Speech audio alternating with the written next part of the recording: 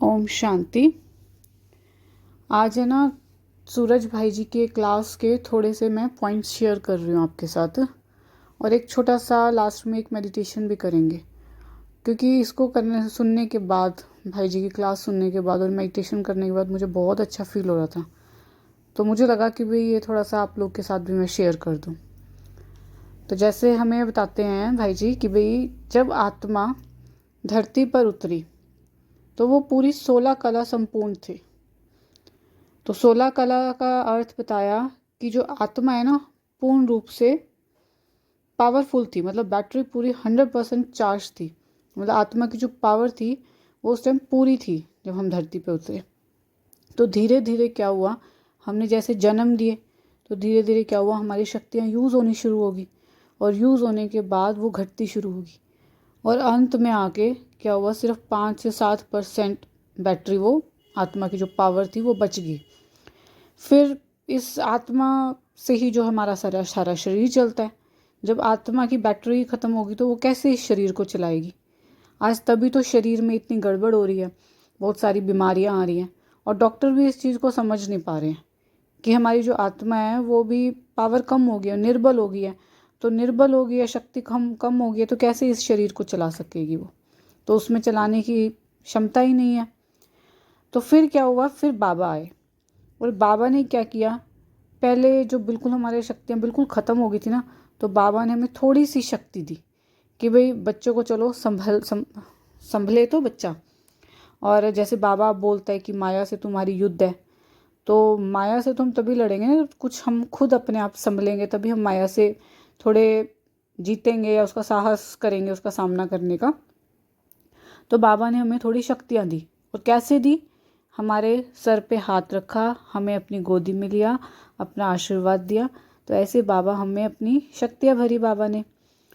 अब जो हमारी आत्मा है ना, उसमें दो चीज़ है, मन और बुद्धि।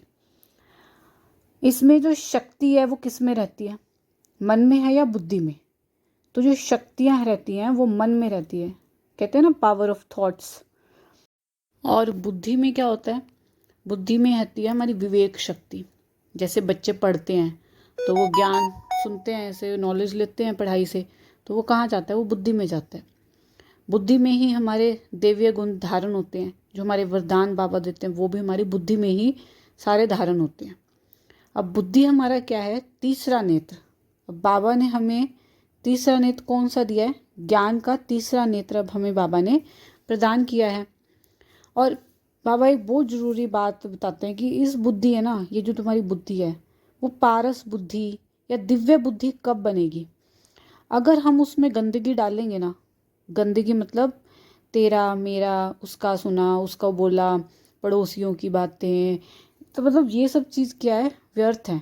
तो ये सब अगर हम भरेंगे ना अपनी बुद्धि में, तो वो बुद्धि पारस बुद्धि नहीं कहलाएगी। और अगर हमें अपनी बुद्धि को पारस बुद्धि या दिव्य बुद्धि बनाना है ना, तो इसमें बाबा का ज्ञान धारण करो। इसमें बाबा ने जो वरदान दिए हैं वो हमें भरने हैं।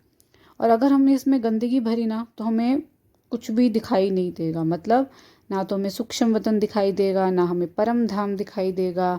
तो बाबा जैसे बहुत, बाबा के साथ जो योग है वो हमारा अच्छे से नहीं लग पाएगा।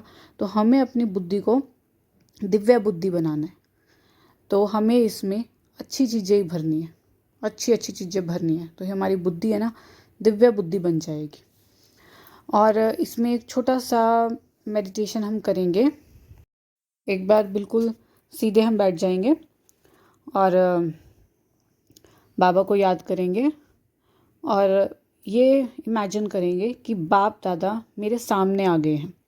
पूरा इमेजिन करना है कि बाबा ब्रह्मा बाबा के भ्रिकुटी के बीच में शिव बाबा की ज्योति चमक रही है। तो ऐसे ही विजुअलाइज करके ये देखिए कि बाबा मेरे सामने आ गए। और उसके बाद ये एहसास करिए कि उन्होंने अपना हाथ है ना मेरे सर पे रख दिया है। सर्वशक्तिमान का हाथ मेरे सर पर है। ये पूरा फील कीजिए कि सर्वशक्तिमान ने अपना हाथ मेरे सर पे रख दिया है। और ये देखिए कि उसमें जो शक्तियाँ हैं ना वो मुझ में आ रही हैं। फील करें कि उनके हाथों से जो शक्तियाँ निकल रही हैं, शक्तियों की जो किरणें निकल रही हैं वो मुझ में समा रही हैं। और इसको स्वीकार करो कि बाबा की शक्तियाँ मुझ में आ गई। बाबा ने अपना वरदानी हाथ मेरे सर पे रख दिया और इसको पूरा फील करना है हमें। अच्छा, ओम शांति।